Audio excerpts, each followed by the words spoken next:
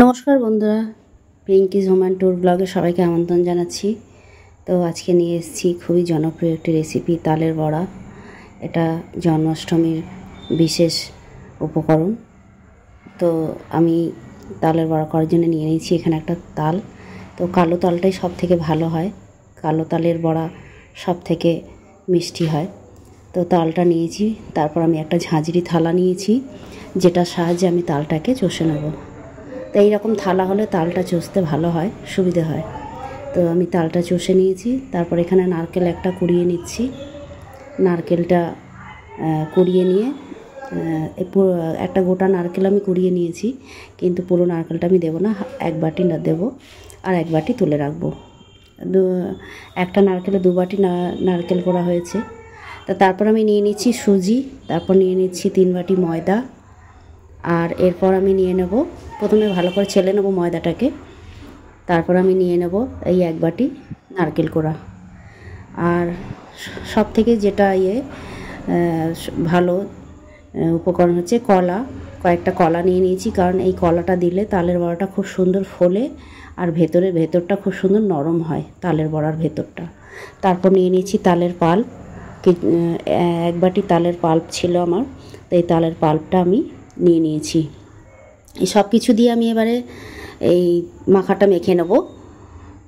তালের যে ব্যাটারটা হবে, সব কিছু দিয়ে আমি ভালো করে হাত দিয়ে মেখে নিচ্ছি। এই আমার পুরো মাখাটা হয়ে গেছে। এবার আমি গ্যাসে কড়াইটা বসিয়ে তেল গরম করতে দিয়েছি। তেলটা গরম হয়ে এসছে, এবার আমি একটা একটা করে বড়া ছেড়ে দেবো, যাতে বড়াগুলো ডুবে থাকে। সেই রকম মাপে আমাকে তেল দিতে হবে। তো সেই মাপের তেল নিয়ে বড়াগুলো একটা একটা করে আমি ছেড়ে দিচ্ছি কড়াইতে। হালকা লাল হয়ে এসছে, আরও একটু ভালো সোনালি লাল হয়ে আসলে আমরা বড়াগুলো উল্টে দেবো। এক পিঠ হয়েছে, আর এক পিঠ উল্টে দেবো। বড়াগুলোকে এইভাবে উল্টে পাল্টে বড়াগুলোকে ভাজতে হবে।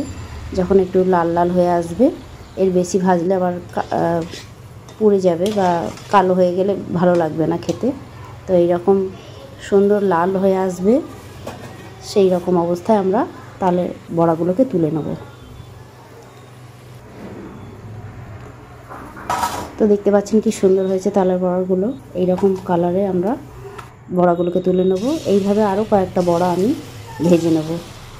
একই পদ্ধতিতে আবার কতগুলো বড়া ভেজে নেব।